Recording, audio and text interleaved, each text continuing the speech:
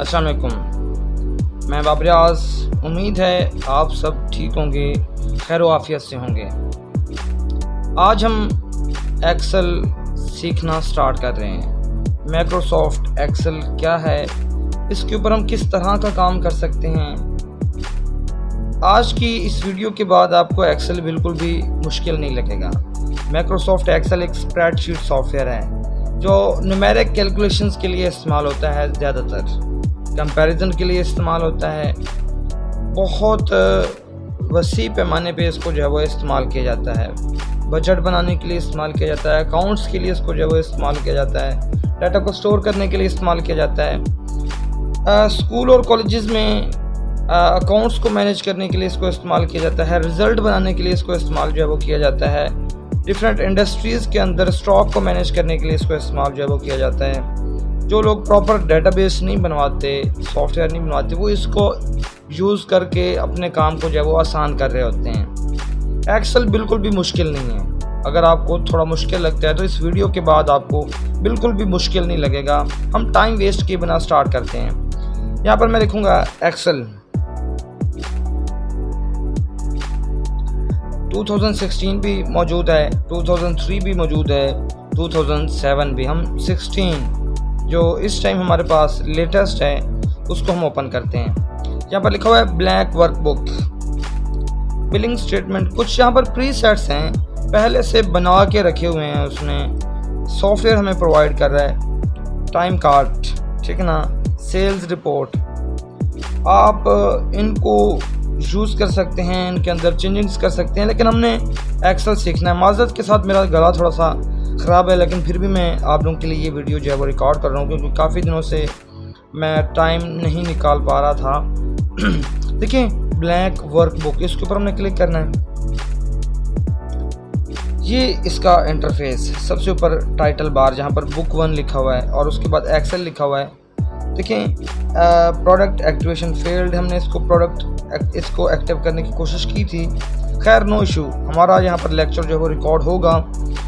Excel, यहाँ पर application का नाम, उससे पहले बुक 1 लिखा हुआ है। फाइल का नाम, जिस नाम से हम फाइल को सेव करेंगे वो नाम यहाँ पर आएगा। एक्सेल की फ़ाइल एक बुक कहलाती है, वर्क बुक कहते हैं इसको। एक एक्सेल की फ़ाइल जो भी सेव होती है, हम जो भी नाम रखना चाहें रख सकते हैं। अच्छा, इस के अंदर ये एक शीट है, शीट 1, जहाँ पर हमने काम करना है। खैर स्टार्ट से बताता हूँ। ये टाइटल बार, इसके नीचे ये टैब हैं, होम का टैब, इंसर्ट का tab, page layout, formula, data, review, view, ये सारे इसके अंदर टूल्स मौजूद हैं। ये टूल्स कंप्लीट नहीं हैं, बहुत सारे टूल्स ऐसे हैं जो इसके पीछे मौजूद हैं जो यहाँ पर शो नहीं हो रहे।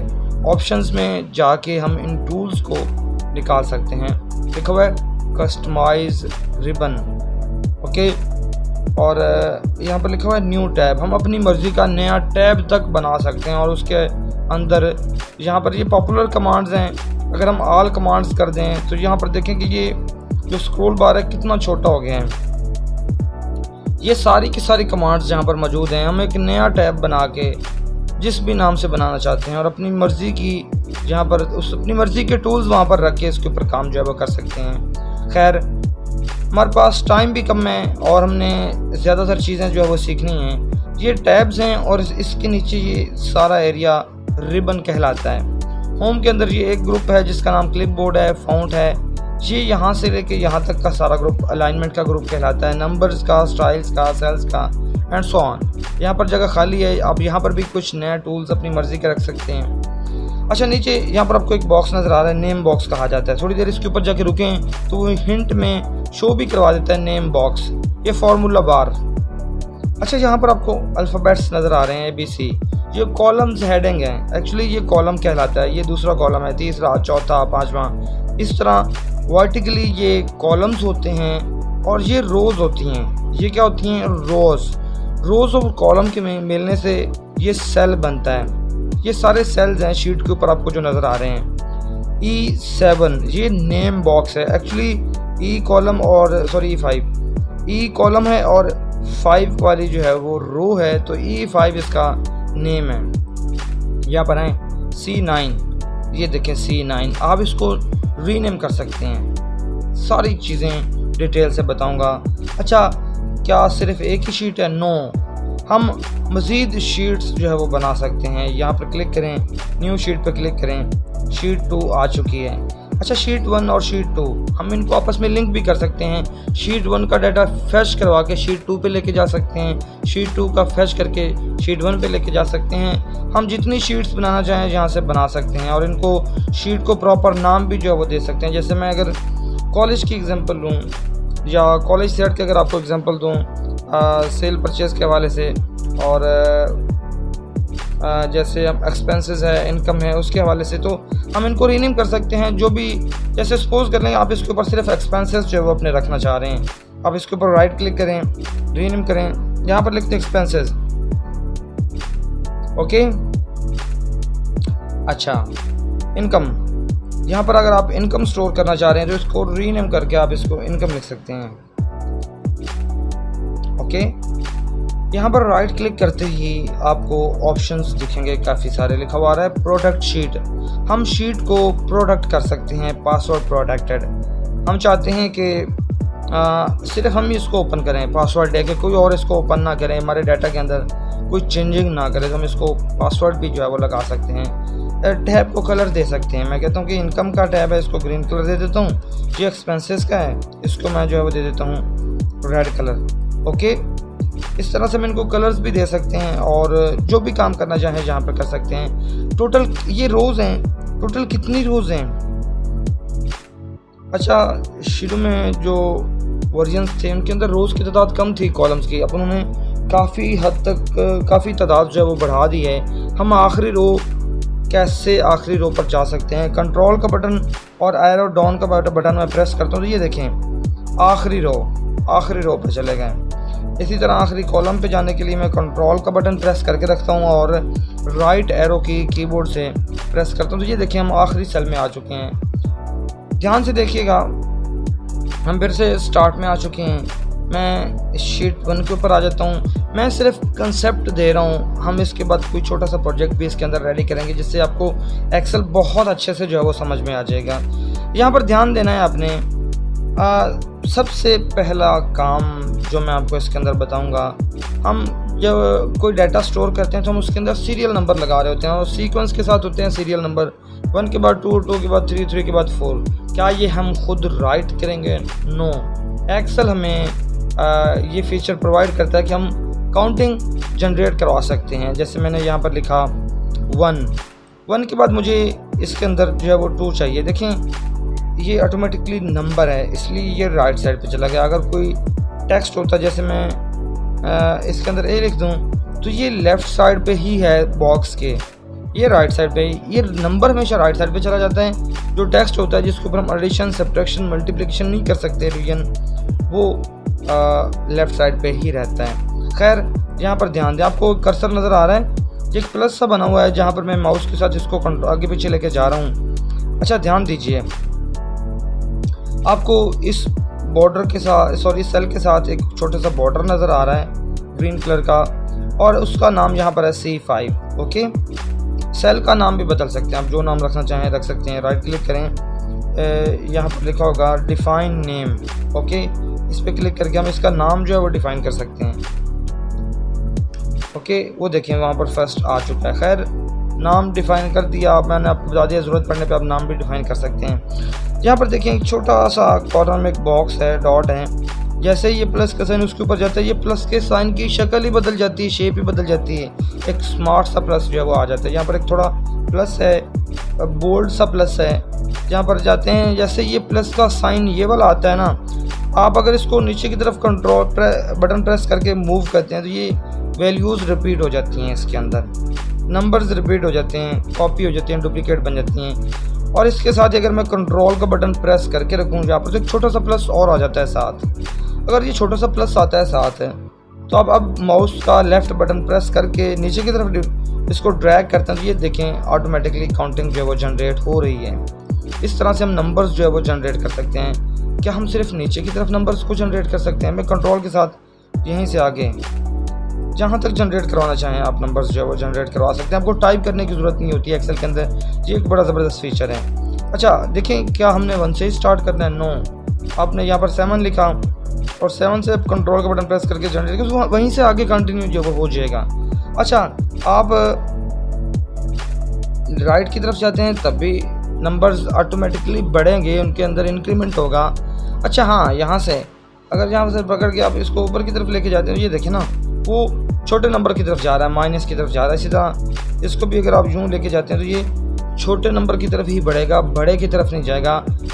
यूँ लेफ़्ट की तरफ माइनस होती है वैल्यू, राइट की तरफ बढ़ती है, नीचे की तरफ भी वैल्यू बढ़ती है, ऊपर की तरफ माइनस होती है। ओके, एक तो ये हो गया ना नंबर्स जो हम जनरेट करवा सकते हैं इसके साथ। मैं सेलेक्ट करके डिलीट दबा देता हूँ। ध्यान देखें, इसके अलावा कौन सी चीज़ है जो हमें टाइप नहीं करनी पड़ती पूरी, हम इस तरह ड्रैग करके जनरेट करवा सकते हैं। नेम, दिनों के नाम, जैसे मैंने लिख दिया मंडे। ओके, मैं यहाँ से इसको नीचे की तरफ ड्रैग करता हूँ। ये देखें, पूरा वीक यहाँ पर जनरेट हो गया। इससे आगे ड्रैग करेंगे तो रिपीट रेपिटेशन होती जाएगी। गौर से देखें, ये लाइन है सेल की, कॉलम की, कॉलम का बॉर्डर, ये लफ्ज़ उससे आगे निकल रहे हैं। अच्छा, सपोज करें मैं ये कंसेप्ट को आपको समझाता हूँ कि ये क्या है। यहाँ पर समझाता हूँ, मैं यहाँ पर लिख देता हूँ कोड नेस्ट।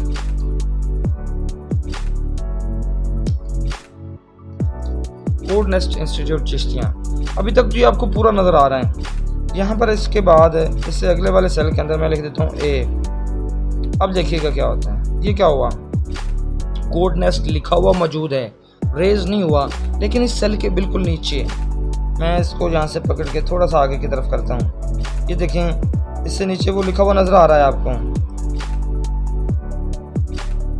ओके, इस तरह से डबल क्लिक करने से ये पूरा हो जाएगा। मैं कंट्रोल Z करता हूँ, मैं बिल्कुल कंट्रोल Z करके स्टार्ट में लेके चला जाता हूँ। अगर आप यहाँ पर रहते हुए, यहाँ पर एक ऑप्शन है वार्प टेक्स्ट, इसके ऊपर क्लिक करते हैं तो वो कॉलम की विड्थ नहीं बढ़ेगी, वो उसी तरह रो की विड्थ बढ़ जाएगी और उसके अंदर वो एडजस्ट हो जाएगा इस तरह से। अगर आप इसके ऊपर क्लिक नहीं करते तो वो इसी तरह रहेगा। अब ये देखें, जो बॉर्डर उससे टेक्स्ट आगे निकल रहा है, तो इसका बेहतरीन तरीका ये होता है कि दोनों कॉलम्स के दरमियान में यहाँ पर आएँ, डबल क्लिक करें, ऑटोमेटिकली ये इसको एडजस्ट कर लेते हैं। खैर, उम्मीद है आपको ये इसकी समझ आ गई होगी। अच्छा, बड़े ध्यान से देखना है आपने। अच्छा, शॉर्ट नेम भी यूज़ किए जा सकते हैं, जैसे मैं लिखता हूँ MON, मंडे के लिए हम ये लफ्ज़ यूज़ कर लेते होते हैं शॉर्ट में। इसको अगर आप यहाँ से ये देखें आ रहे हैं, आप इसको इस तरफ भी लेके जा सकते हैं। ओके, ज़रूरत पड़ने पर फिर इसकी अलाइनमेंट कर सकते हैं वर्ड और एक्सेल की तरह, तो बोल्ड कर सकते हैं। मैं इसको बॉर्डर दे देता हूँ, ऑल बॉर्डर। ओके, अगर जहाँ से इसको हम हटा दें तो उम्मीद है आपको चीज़ें समझ में आ रही होंगी। यहाँ पर अगस्त वाला जो है कैलेंडर ओपन करें तो ये जुमेरात, थर्सडे, ये थी फर्स्ट। ओके, और अगर हम ऐसे करें, यहाँ से 1 लिखते हैं। ओके, मैं कंट्रोल के साथ यहाँ से इसको ड्रैग करता हूँ। 4, यहाँ पर मैंने लिखा 5, जी हमें खुद राइट करना होगा। मैं यहाँ पर लिखता हूँ 12। अच्छा, आपको एक शॉर्टकट बताता हूँ, ध्यान दें। तो 12 के नीचे बनता है 19 और 26, 19 और यहाँ पर 26। ओके, ध्यान दें, मैंने इसको यहाँ से ड्रैग कर लिया, सॉरी कंट्रोल के साथ ड्रैग कर लिया। ओके, हाँ, यहाँ पर हम एक छोटी सी मिस्टेक कर रहे हैं, सॉरी। आप इसको ड्रैग करें कंट्रोल के साथ, यहाँ तक लेके आएँ और ये 31 तक जाना है हमने। हाँ जी, हम यहाँ पर एक कैलेंडर बना चुके हैं। वो जो चीज़ मैं इकट्ठा सेलेक्ट कर रहा था वो मैं आपको आगे बताता हूँ चल के कि वो क्या चक्कर है। सेंटर कर दिया, बॉर्डर दे दिया, और मैं अगर ऊपर वाले को थोड़ी सी शेड दे दूँ तो ये मुझे एक्चुअल लुक देगा। इसकी सॉरी ये कलर है, हम इसके बैकग्राउंड को जो है वो देंगे। हाँ जी, कैलेंडर की जो है वो लुक आ रही है, एक मंथ का कैलेंडर अगस्त का। अच्छा हाँ, इसके ऊपर अगर मैं नाम लिखना चाहता हूँ अगस्त, तो मैं इसको सेलेक्ट करूँगा सारे को यहाँ पर एक ऑप्शन है मर्ज एंड सेंटर, ये सर मर्ज करने के लिए होता है। यहाँ पर मैं लिख देता हूँ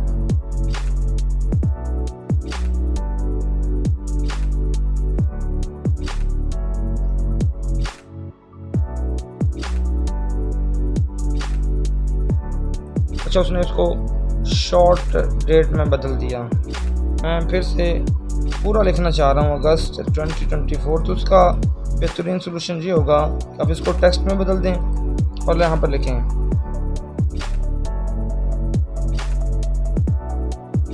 अगस्त 2024। ओके, इस तरह से फिर आप इसको बोल्ड कर सकते हैं, इसका साइज़ बड़ा कर सकते हैं।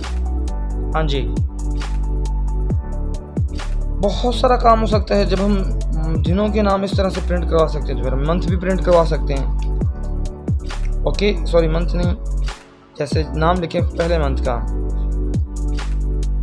ओके, और आप इसको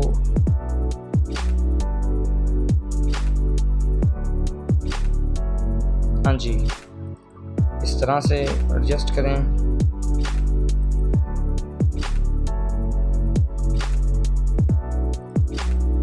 ओके, यहाँ से अगर आप इसको, अभी में कंट्रोल दबाने की ज़रूरत नहीं है, इस तरह से भी आप कर सकते हैं।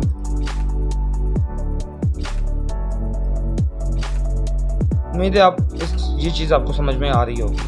हम आगे बढ़ते हैं, ये काम हम कर चुके। अच्छा, मैं एक दफ़ा इस तरह करता हूँ, सारे को ना सिलेक्ट कर लेता हूँ, यहाँ से इसको नो फिल, यहाँ से बॉर्डर में आके मैं कहता हूँ नो बॉर्डर और डिलीट कर देता हूँ। ओके, मैं बिल्कुल एक नई शीट की तरह यहाँ पर इसको बना चुका हूँ। बड़े ध्यान से देखना है आपने।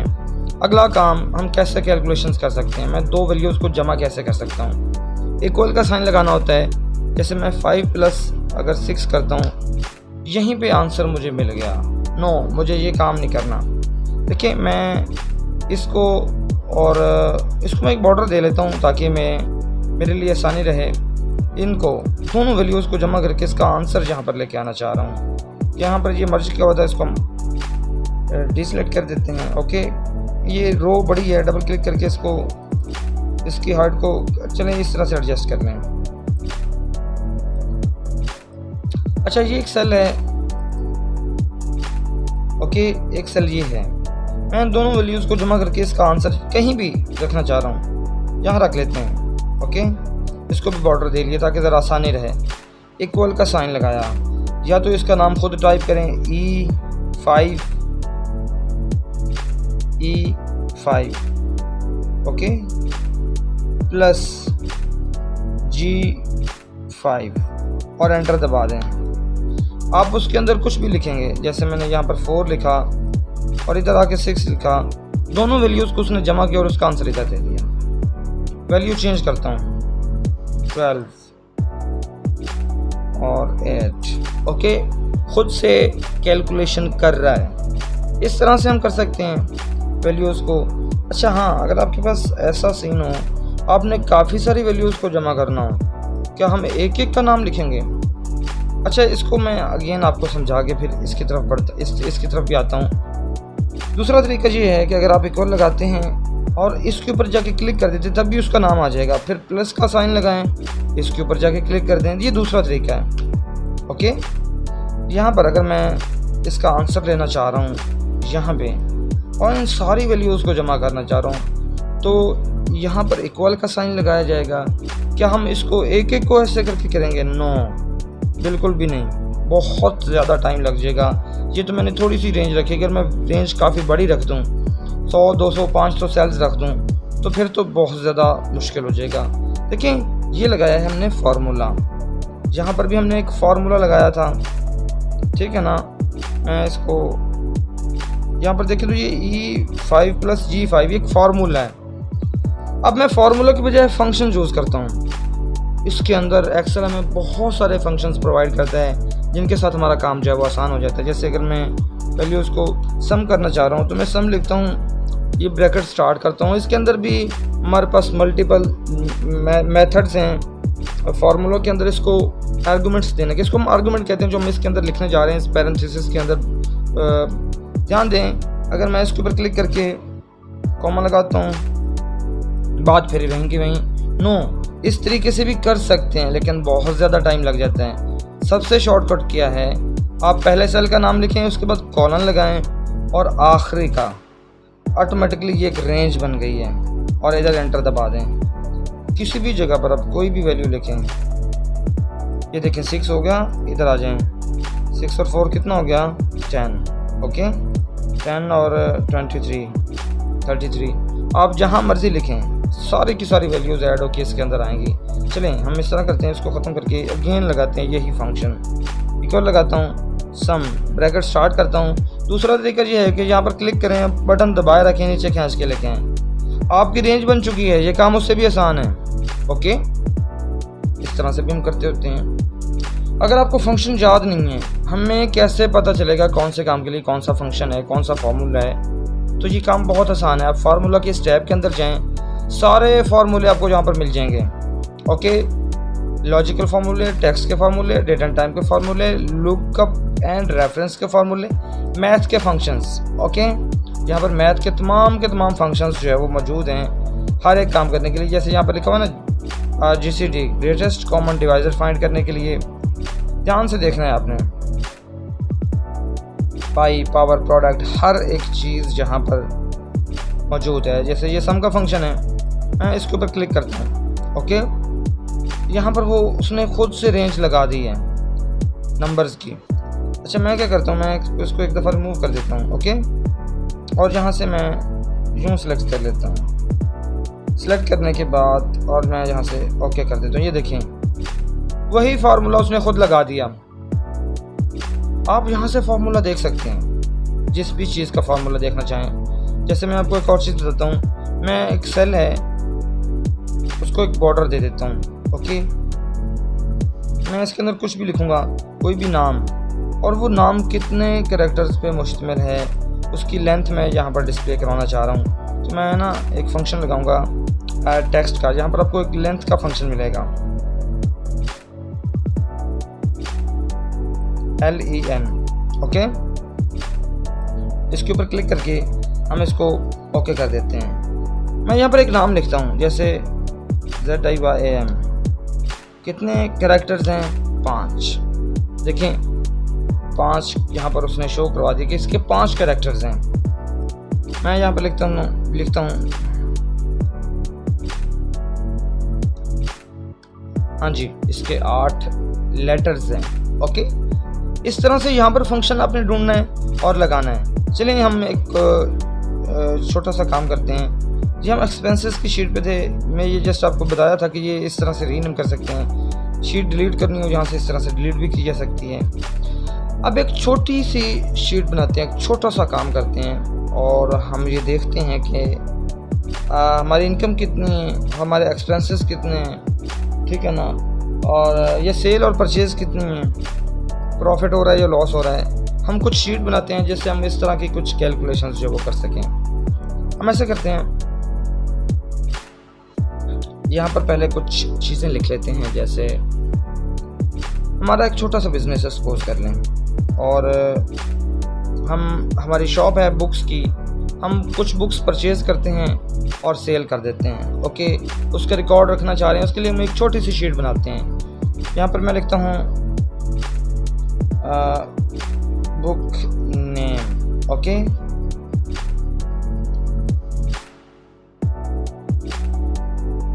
परचेज सेल, ओके और बड़े ध्यान से देखना है आपने। ऑफ कोर्स हम चीज़ सस्ती परचेज करके महंगी ही बेचेंगे, ऐसा तो होता नहीं कि हम महंगी परचेज कर लें और उसको आगे सस्ता करके बेच दें।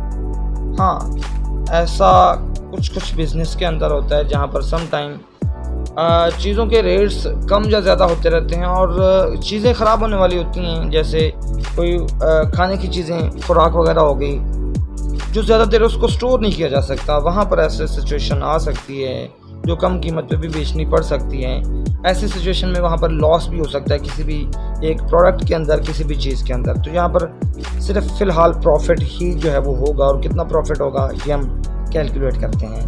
अगर आप लॉस वाला सीन करना चाहते हैं तो वो भी यहाँ पर किया जा सकता है। अच्छा, हम ऐसे करते हैं,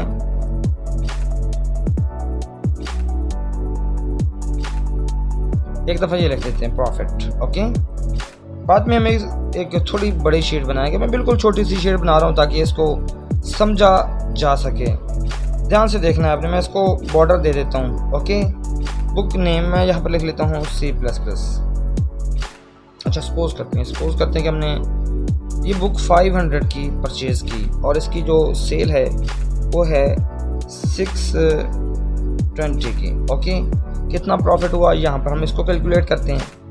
मैं एक बार लगा लेता हूँ। देखिए, हमेशा जो प्रॉफिट होता है ना उसमें सेल कम और परचेज़ कम और सेल ज़्यादा होती है। तो हम जो चीज़ ज़्यादा होती है उसमें से थोड़ी वैल्यू माइनस कर देते हैं। हमने सेल माइनस परचेज़ लिखा और एंटर दबा दिया, हमें 120 रुपये का यहाँ पर प्रॉफिट हुआ। देखें, हम क्या ये फार्मूला हर एक रो के अंदर लगाएंगे? नो, हम यहाँ से इसको पकड़ के नीचे की तरफ ड्रैग करेंगे यहाँ तक। ये फार्मूला सब के अंदर लग चुका है। इसको भी हम सेंटर कर लेते हैं। ये एक अच्छी लुक जो है देगा सेंटर में आके। अच्छा, यहाँ पर मैं लिख देता हूँ जावा। ओके, और ये सपोज कर लें 900 की ये बुक थी और यहाँ पर हम इसको 1200 में सेल कर रहे हैं। ओके, इसी तरह यहाँ पर आ जाते हैं और मैं लिख देता हूँ डेटाबेस। ओके, डेटाबेस की बुक सपोज करें आई थी 1500 की। और एक और चीज़, हम इसके अंदर परसेंटेज भी कैलकुलेट कर सकते हैं कि हमें कितने परसेंट यहाँ पर प्रॉफिट हुआ है इस बुक के अंदर। ध्यान से देखना है आपने। और कुछ बुक्स ऐसी होती हैं जिनके अंदर फिक्स होता है 10%, वो भी इसके ऊपर जो है इम्प्लीमेंट किया जा सकता है कि इन बुक्स का ऑटोमेटिकली सेल प्राइस कैलकुलेट हो जाएगा 10% के साथ।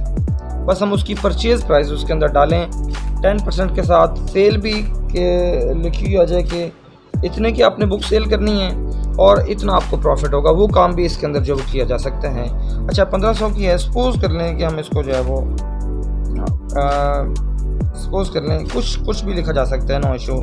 हम इसको 2000 जो है वो यहाँ पर कर देते हैं। ओके, चलें, बाकी डाटा हम बाद में डालेंगे। यहाँ पर हम ग्रैंड प्रॉफिट जो है वो कैलकुलेट करते हैं, टोटल प्रॉफिट। मैं ना इसको सिलेक्ट कर लेता हूँ और इसको मैं कर देता हूँ मर्ज एंड सेंटर की बजाय राइट कर देता हूँ। इसको भी बॉर्डर दे लेते हैं और इसको भी हम जो है वो बॉर्डर दे लेते हैं। यहाँ पर लिखते हैं टोटल। ओके, इधर हम आके इसको सम कर लेते हैं। ओके, इस तरह से अभी तक जो हमें प्रॉफिट हुआ वो हुआ 920 का। इसी तरह कोई भी एक और बुक जैसे रियलिटी लिख देते हैं और जहाँ पर मैं अपनी तरफ से इसके अंदर जो है वो अमाउंट डालता जा रहा हूँ बस आपको समझाने के लिए। और सपोज कर लें कि जहाँ पर आप इसको 1900 की सेल शो कर रहे हैं। ओके, ये देखें, इतना आपको यहाँ पर भी प्रॉफिट कैलकुलेट हो गया, टोटल प्रॉफिट भी यहाँ पर बता रहा है। अब वो वाला सीन करते हैं और हम इसके अंदर यहाँ पर फ़िलहाल इसकी जो सेल प्राइस है उसको यहाँ से एक दफ़ा ना हम रिमूव कर देते हैं। ओके, और प्रॉफिट को नो इशू, यहाँ पर एक और कॉलम ऐड कर लेते हैं नया। हाँ, नया कॉलम ऐड करना पड़ जाए, कैसे करेंगे? राइट क्लिक करें, इंसर्ट पे क्लिक करें, नया कॉलम ऐड हो चुका है। परसेंटेज, ये वो परसेंटेज जिसके ऊपर हमने बुक को सेल करना है, जो हमें बताया जाता है बुक की उस पब्लिशर की तरफ से, कंपनी की तरफ से। ओके, जैसे सपोज कर रहे हैं, मैं यहाँ पर लिख देता हूँ 10%। हमने परसेंटेज का सैम्पल नहीं लगाना। 10% पे अगर ये बुक सेल करनी है तो यहाँ पर हम उसकी सेल प्राइस कैलकुलेट करेंगे कि कितनी बनती है उसकी 10%। परसेंटेज कैसे कैलकुलेट की जाती है? देखें, मैं यहाँ पर फार्मूला लगाने लगा हूँ, फार्मूला गलत भी हो सकता है, ध्यान से देखिएगा। मैं ये लिखूँगा मल्टीप्लाई 100 और डिवाइडेड बाय, इसको मैं 10 पे क्लिक करूँगा और एंटर दबा देता हूँ। नो, यहाँ पर मैंने मिस्टेक कर दी है, कंट्रोल Z। ओके, इक्वल का साइन लगाता हूँ, इन दोनों को मल्टीप्लाई करते हैं और डिवाइड कर देते हैं 100 पे। अभी भी मिस्टेक है, हाँ नहीं ठीक है बिल्कुल ओके। अच्छा ये ना सिर्फ परसेंटेज कैलकुलेट हुई है, 50 रुपये बने जो हमारा इसके अंदर प्रॉफिट होगा, ये सेल प्राइस नहीं है। ओके, प्रॉफिट इसके अंदर 50 रुपये बना, इसकी जो सेल प्राइस है हमें थोड़ा सा इसके अंदर और चेंजिंग करनी होगी। सॉरी, ये पहले मैथमेटिकल कैलकुलेशंस करनी होती है और उसके बाद शीट बनानी होती है। तो यहाँ पर आके प्रॉफिट के अंदर में इसकी 10% हमें चौके प्रॉफिट होना है, पहले से ही पता है कि 10% हमने प्रॉफिट लेना है। तो हम purchase price multiply percentage divided by 100 करते हैं और एंटर दबा देते हैं। ये में इसके अंदर जो है वो प्रॉफिट हो रहा है। और अब ध्यान से देखना है यहाँ पर सेल कितने की हम सेल करें। सेल के अंदर हम यहाँ पर परचेज प्लस प्रॉफिट ये रख के हमने फिक्स प्राइस बन गई है, इतने की ही हमने इसको जो है वो सेल करना है, इससे ज़्यादा सेल नहीं करना। सारी बुक्स सपोज कर लें 10% पे हैं, तो आप इसको सिलेक्ट करके नीचे लेके जाएं यहाँ पे। हाँ जी, अगर 900 की बुक है तो इसके अंदर इतना प्रॉफिट बन रहा है, 1500 की है तो इतना प्रॉफिट बन रहा है, 1300 की तो इतना प्रॉफिट बन रहा है। ओके, और ये उसकी सेल प्राइस है बुक की। उम्मीद है आपको चीज़ें समझ में आ रही होंगी। अब ये हमारी रिक्वायरमेंट पे डिपेंड करता है कि हमारी रिक्वायरमेंट क्या है, हम करना क्या चाहते हैं। बहुत सारा काम इसके अंदर किया जाता है, एक्सेल के अंदर बहुत सारी चीज़ें हैं, बहुत सारी चीज़ें हैं। चलें मैं एक और चीज़ आपको समझाने की कोशिश करता हूँ। अगले शीट के ऊपर मैं एक छोटी सी मार्क शीट बनाते हैं जिससे आप कंसेप्ट समझेंगे। मैं लिख देता हूँ स्टूडेंट नेम। ओके, और मैं जस्ट 3 सब्जेक्ट के मार्क्स लिखने जा रहा हूँ, मैथ, फिजिक्स और कंप्यूटर के।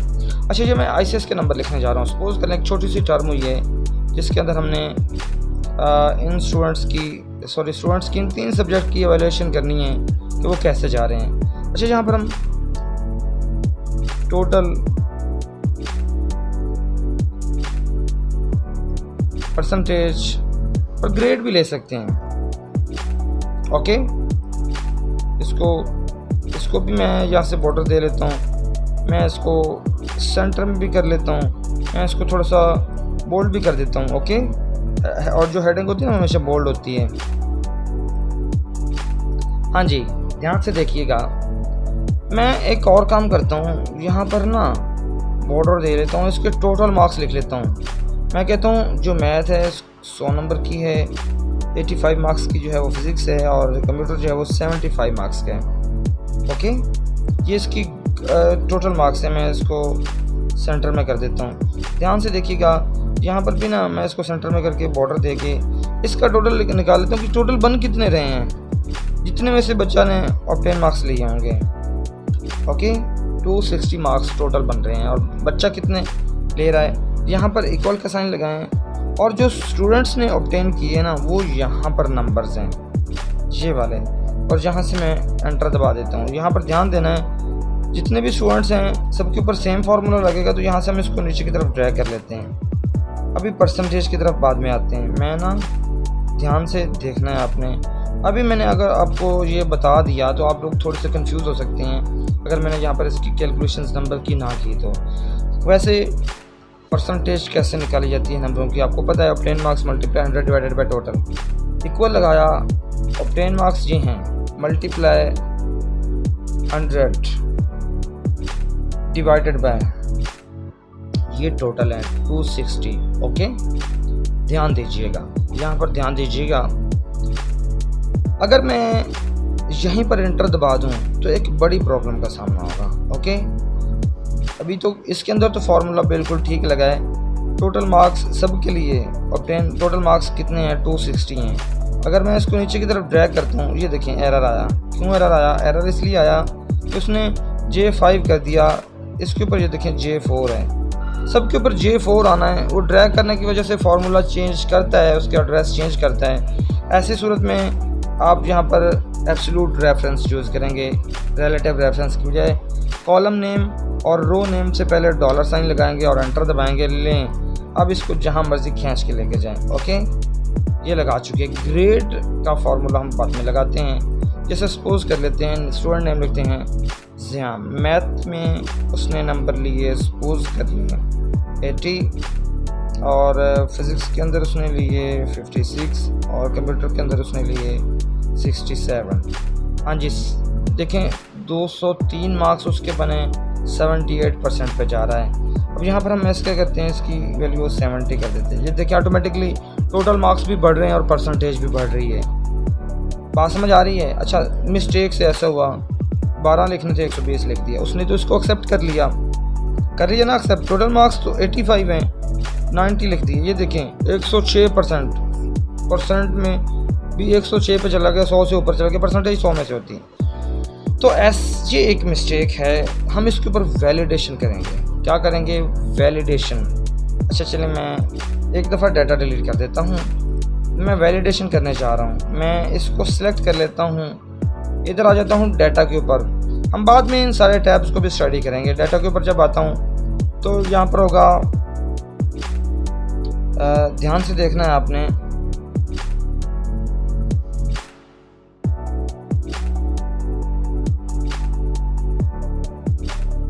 ये लिखा हुआ है data validation. Okay, data validation, आप यहाँ पर इसके ऊपर क्लिक करेंगे डाटा वैलिडेशन के ऊपर। Any value no no no. यहाँ पर मैं एक काम करता हूँ, मैं यहाँ पर ना होल नंबर या डेसिमल पे क्लिक करता हूँ। बिटवीन अच्छा बिटवीन 0 हो सकता है किसी ने 0 मार्क्स लिया हो, और जो मैक्सिमम है वो ये हैं। ओके, और जहाँ से मैं इसको ओके कर देता हूँ। ध्यान दें, अगर आप कहीं पे 120 मतलब 100 से बड़ी वैल्यू, सॉरी मिस्टेक हो रही है, इसको एक्सेप्ट करनी नहीं चाहिए थी वैल्यू। डाटा वैलिडेशन पे क्लिक किया, G4 इसको लिखना चाहिए था। चलिए हम मैनुअली यहाँ पर 100 लिख लेते हैं। ओके, और इसको हम सेव कर देते हैं। ध्यान से देखना है आपने, अगर आप बड़ी वैल्यू लिखते हैं तो वो इसको एक्सेप्ट नहीं करता, वो कहता है ये देखिए ना, this value does not match the data validation restriction. अब एक और बात, यहाँ पर सिलेक्ट करके जब डाटा के ऊपर दोबारा जाते हैं, डाटा वैलिडेशन के ऊपर आएँ, ये लिखा हुआ है इनपुट मैसेज एरर अलर्ट। ठीक है, एरर अलर्ट के अंदर आप यहाँ पर एक मैसेज भी जो है वो दे सकते हैं। ठीक है ना, मैसेज दे सकते हैं, प्लीज़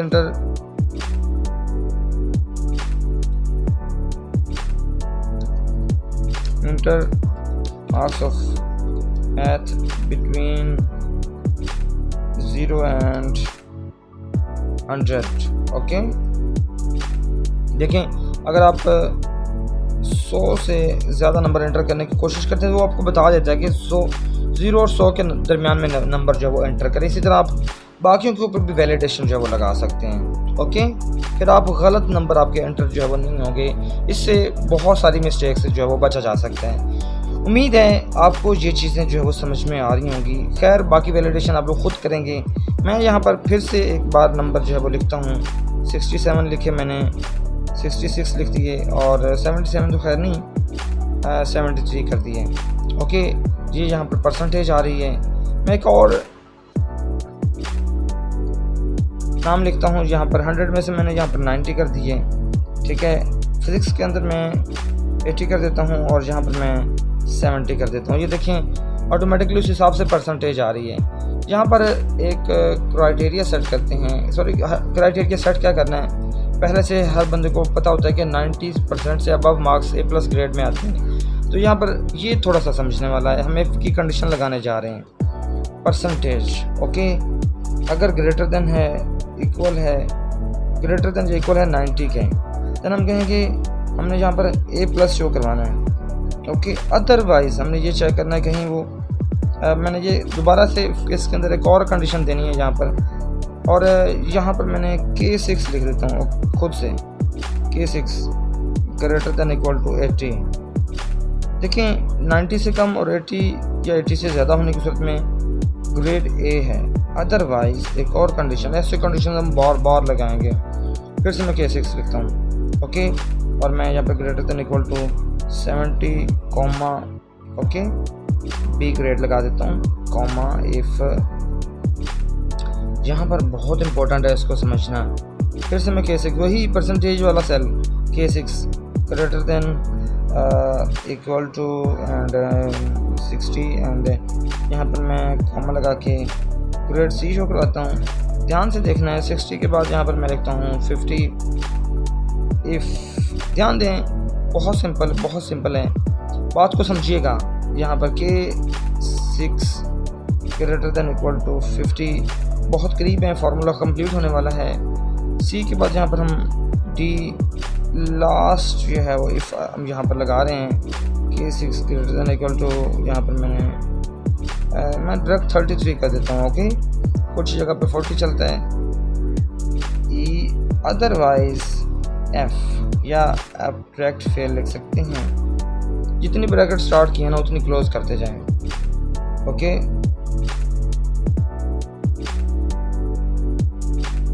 और एंटर दबा दें। हाँ जी, ये इसका बी ग्रेड बन रहा है। हाँ जी, इसका A प्लस बन रहा है। मैं एक और स्टूडेंट नाम खुद लिख लीजिएगा 23। मैं थोड़े कम मार्क्स लिखता हूँ यहाँ पे ताकि आप इसके कंसेप्ट को समझ सकें। ये देखें इसका ये ग्रेड है। एक और स्टूडेंट के मार्क्स मैं आउटस्टैंडिंग मार्क्स जो है वो यहाँ पर लिख देता हूँ।